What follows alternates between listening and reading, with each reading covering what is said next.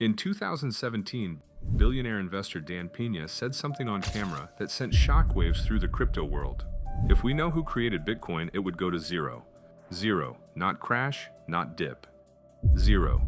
If you knew who was really behind Bitcoin, you would run as fast as you could to sell it. He claimed he knows who Satoshi Nakamoto is, and that the truth would destroy Bitcoin overnight.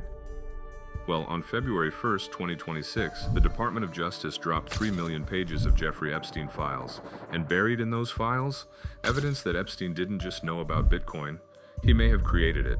Welcome to Political Pulse Daily. What I'm about to show you will make you question everything you thought you knew about cryptocurrency. Before we dive into the Epstein files, let's talk about Dan Peña, billionaire, investor, known as the $50 billion man. He's advised governments, built empires, and he hates Bitcoin. But in 2017, he said something that wasn't just criticism. It was a warning.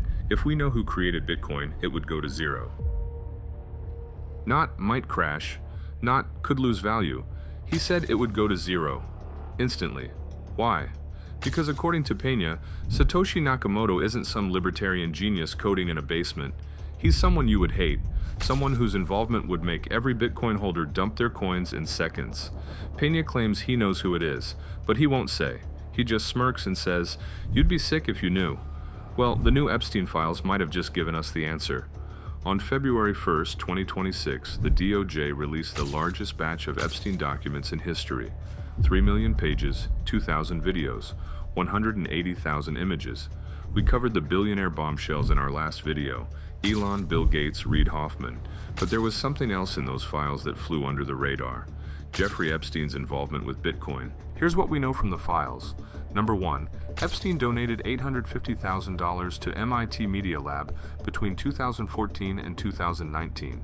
Number 2. MIT Media Lab is where some of Bitcoin's most important development happened. The Digital Currency Initiative, Bitcoin core developers, the foundation of modern crypto. Number 3. Epstein invested $3 million into Coinbase in 2014, years before it became a household name.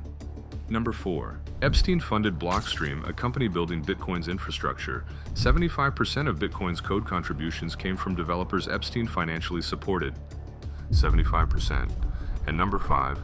In a 2016 email released in the files, Epstein wrote to an associate, quote, "I spoke with the founders of Bitcoin today. Very interesting conversation.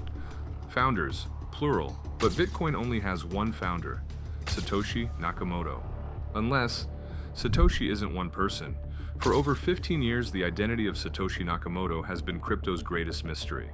In 2008, someone using the name Satoshi Nakamoto published a white paper titled Bitcoin, a peer-to-peer electronic cash system. In 2009, they mined the first Bitcoin block, the Genesis block, and then in 2011, they disappeared, vanished, left behind 1.1 million Bitcoin, worth over $64 billion at today's price, and never touched it. No one knows who Satoshi is. People have guessed. Hal Finney, Nick Szabo, Craig Wright claimed to be Satoshi but was proven a fraud. But in 2019, tech legend John McAfee, founder of McAfee Antivirus, discovered something nobody else noticed: a linguistic fingerprint. McAfee analyzed Satoshi's writing style in the Bitcoin white paper, and he found something peculiar. Satoshi Nakamoto writes with double spaces after every period. 2 spaces, always. Now most people use single spaces today, but older generations, people who learned to type on typewriters, use double spaces. McAfee said this detail could identify Satoshi because it's a habit, an unconscious pattern you can't fake, and guess whose emails show the exact same pattern? Jeffrey Epstein. The newly released Epstein files contain hundreds of his emails, and forensic analysis shows Epstein consistently used double spaces after periods. Same typing habit, same generation, same unconscious pattern. Coincidence or forensic evidence? But what if Satoshi isn't a person at all? What if Satoshi is a group, a project, an intelligence operation? Some believe the NSA created Bitcoin to track financial transactions. Others think it was the CIA. But the Epstein files suggest something even darker. What if Bitcoin was created by a billionaire pedophile to fund a global blackmail network? Let's connect the dots. Epstein wasn't just rich, he was a financier. He moved money for the world's elite, politicians, royalty, tech billionaires, and he needed a way to move that money without being tracked. Enter Bitcoin. 2008, the financial crisis hits. Governments are bailing out banks. Trust in institutions is at an all-time low. Perfect timing for a decentralized currency that promises freedom from government control. Satoshi's white paper is published, Bitcoin is born, but here's the thing. Building Bitcoin required massive resources, cryptography experts, developers, infrastructure, funding, and Epstein had all of it.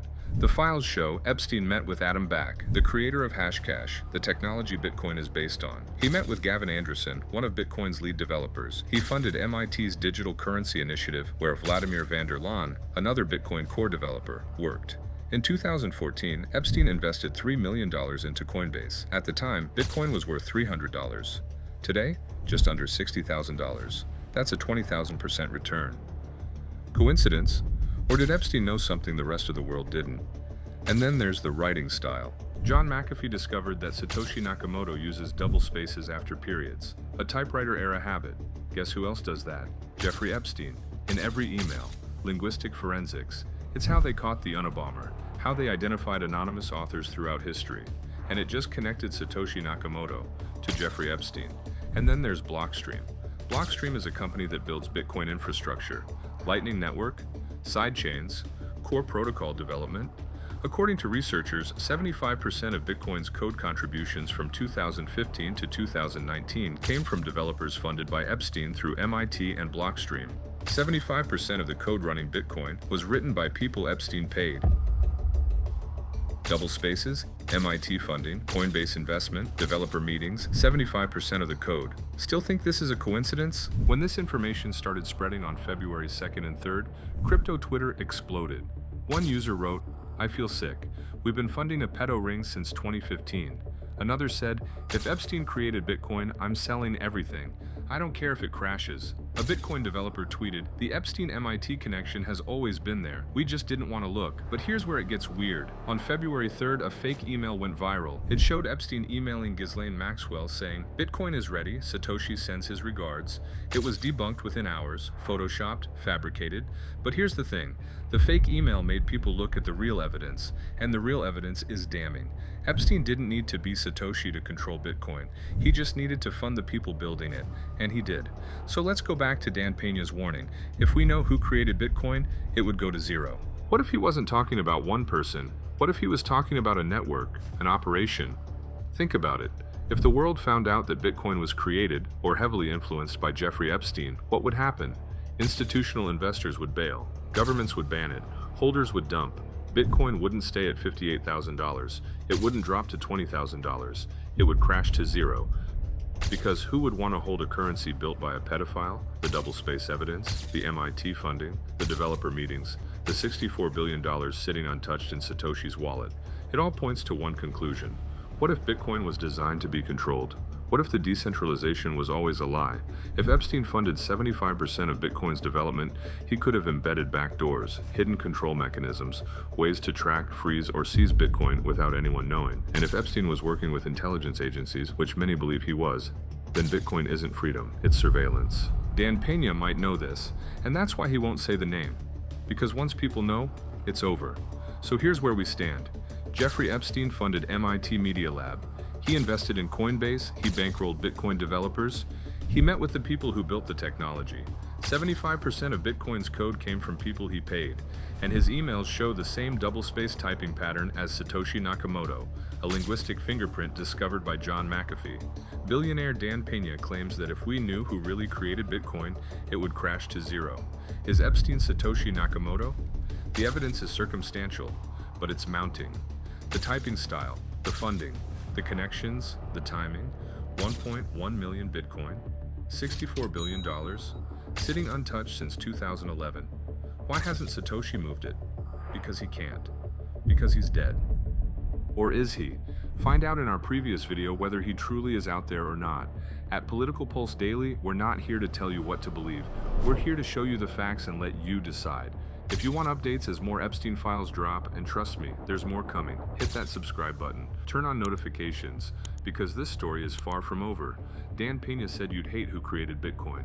John McAfee found the linguistic fingerprint, and the Epstein files connected the dots. Now you know, and the question is, what are you going to do about it?